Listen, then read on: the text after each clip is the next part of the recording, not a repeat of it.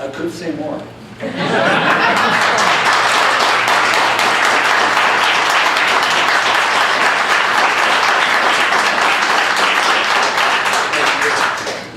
Thank you very much.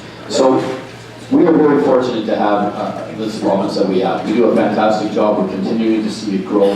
Things are going very, very well. We do have challenges, and we're going to meet those challenges. Listening to the things on both sides here, on my right, I certainly have someone who's, and I think David has addressed some of the issues. We're talking about doing all these wonderful things, but we're going to do $9.9 billion cutting and so on, and in regards to the spending. But we're not going to. We're going to make sure that we have shorter wait times. And I'm going, how are you going to do that? We have the best paid doctors, teachers, and nurses out there today. Are you going to cut those wages so that you could then, at some point, hire more doctors and nurses? You're going to cause real problems in the system to make that kind of thing happen. On the other side, I have two guys that are going to go and raise the taxes. They're going to keep raising those taxes up. We have a study done by Jack Mintz at the University of Calgary, who is an economics professor, and he studied if we raise 1%. We only beat BC, Saskatchewan, and Ontario by 1%. We spent the last 20 years, folks, building this economy, attracting businesses to become the head office capital of Canada. By doing that, we have got these great jobs. We have the industry that we have and the diversity that we have.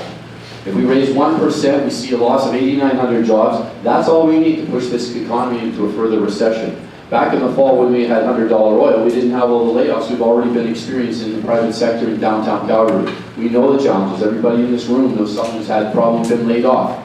And that's not something we want to see happening anymore as we're going forward. I think people have to understand and see what we also do. Alberta has the highest public funding for their university of anywhere in Canada. 72% of the funding comes from the public for our students in the universities. Okay? The second place is Newfoundland with 69%. Nova Scotia only has 49% going to their students, is covered by the public. We cover 72% of this province. We also have the best performance by 15-year-olds, second in the world in reading, fourth in the world in science. Fantastic. We are doing a great job. Our teachers, our professors do a fantastic job for us. We want to continue that. We're not seeing any cuts in those classrooms. We're keeping all the classrooms full going forward. Our transfer system works. We've created a system that is fairly unique across this country, and what we're seeing is students can go to different post-secondary facilities to take their credits and transfer them to other universities. So they might be going to Mount Royal University and decide they then want to move over to the University of Calgary. They can get credit for those transfers and move to other places. It's a fantastic way to make sure our young people are getting the best education and have the adaptability to move around.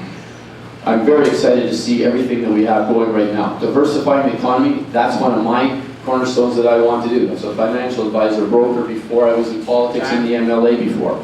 Thank you.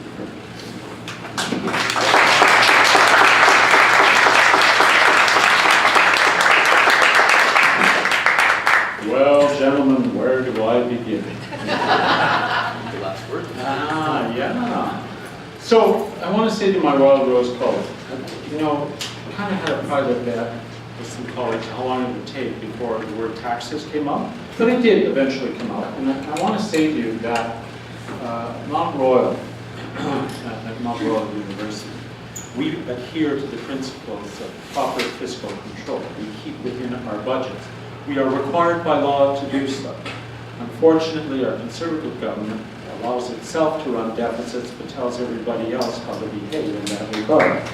And that's not right.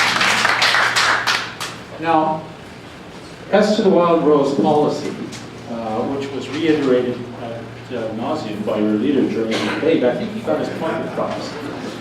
That they are never, ever, ever, ever, ever, ever, ever going to increase taxes. Well, we had a political leader by the name of George Bush, who ran a re-election campaign on no new taxes, and then a year and a half later raised the taxes because he had to, quite frankly.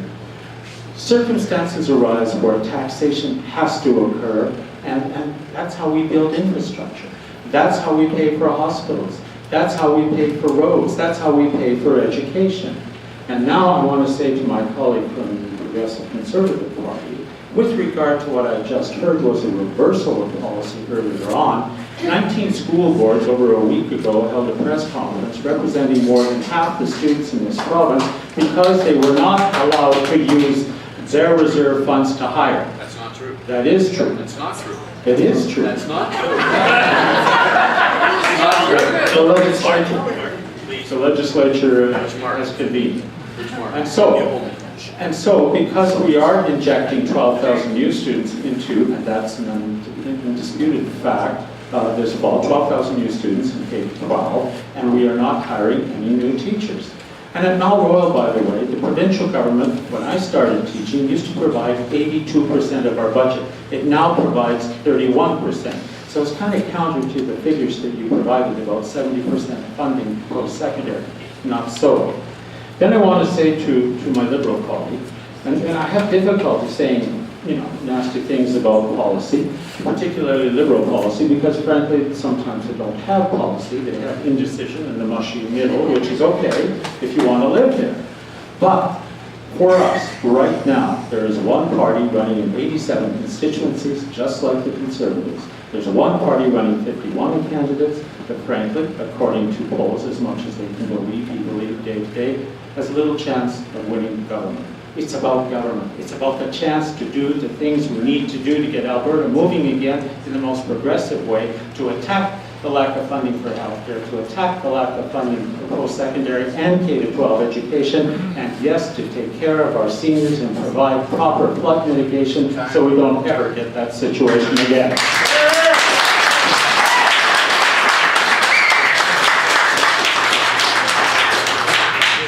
This last rebuttal, can you hear me back there? This last rebuttal, did you enjoy that? Would you like me to continue on with two more sessions like that, or have the questions on the floor? Questions on the floor. All right, we'll start with the questions on the floor. 1 minute each. This is one of the questions that have been posed, and we have gone through the questions, and this is the first one that was, what is your plan to get Alberta off the energy roller coaster? And we'll start with... No, it's only 1 minute in answering these questions from the audience. 1 minute from the answer these questions. So the very first question to the candidates is, what is your plan to get Alberta off the energy roller coaster? And we'll start with Mark.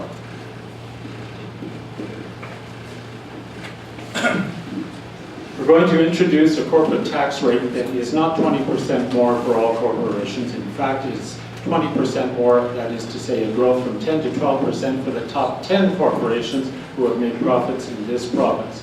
That will bring in approximately $1.8 billion of revenue we are currently foregoing.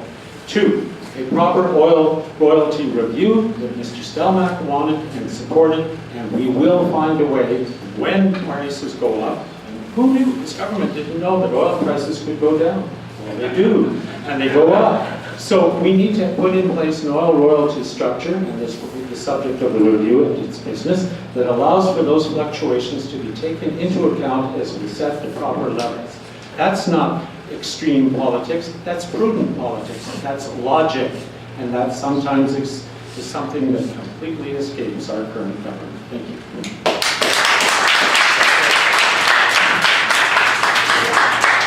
So from 10% to 12%, I think that's 20% increase. So the biggest thing I believe we need to do is we do have to move forward and make sure we diversify this economy. I want to go back up to Edmonton and make sure we make that happen. I want to have our voices heard from Calgary Mountain View inside government so we can make that happen inside the caucus and do the things we need to do. We need to diversify it by making sure that those other industries have the opportunity to see investment and make it a very attractive area so money will come in to be into those, invest into those different areas, whichever the companies want to be. I think manufacturing is a fantastic area. The opportunities with the feedstock that we have, the best polyethylene in the world is made just north of Red Deer in Joffrey by Nova Chemicals. I would like to see a lot of that feedstock staying here and creating manufactured goods and pressing down value-added industry. I think that's a big piece of what can happen as we move forward. Thank you very much.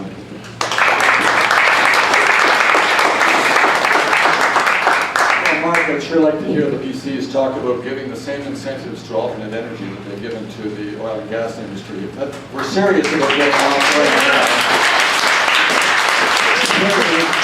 see some equal investments in renewables and energy conservation and alternates to coal, and including perhaps issues like extending cogeneration in the oil sands, which could be producing 30% of our power now, and we could phase out coal in the next 10 years instead of waiting for the 15 or 20 years.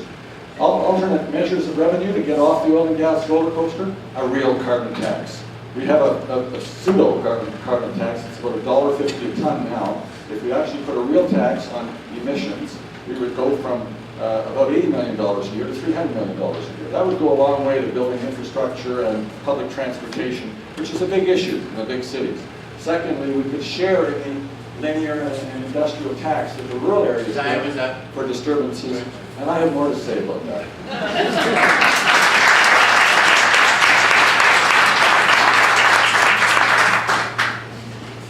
As each of the gentlemen across the table indicated, that economic diversification is definitely a way to get off the oil and gas revenue. Investing in economic diversification can be done in multiple different ways. So one of the other things that the Waterworks Party also believes is investing in our students. Through post-secondary education, investing in innovation, investing in technology, investing in research, and allowing the people to be able to bring new ideas to the forefront, to the industry, so that we can get off the oil and gas bubble. Speaking about cuts that David Swan referred to there, we do have a plan for cuts. And the plan for cuts are reducing, again, over expenditure that's unnecessary in Alberta Health and in the government. If we reduce that, we can reinvest that in economic diversification and being able to, again, stimulate the economy. Thank you.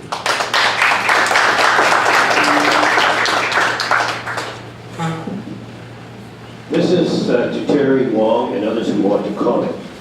The Wild Rose Party plans to balance the budget without raising new revenue. 30% of revenues to the province came from royalties before the price of oil fell. How can you hope to balance the budget without increasing or wrecking the province given the massive shortfall? Terry?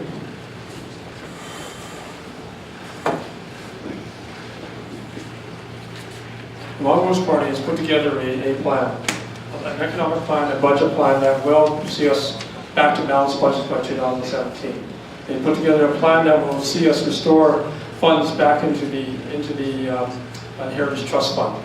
We've put together plans that will allow the Heritage Trust Fund to grow to a point that it will be $200 million in 20 years time.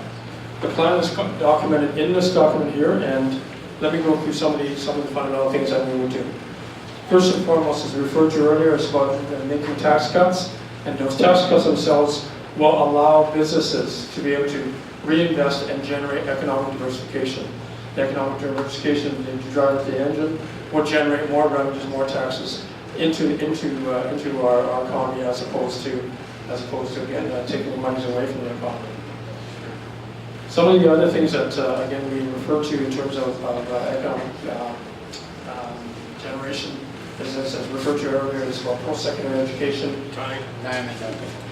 Would any other candidate like to comment on that question?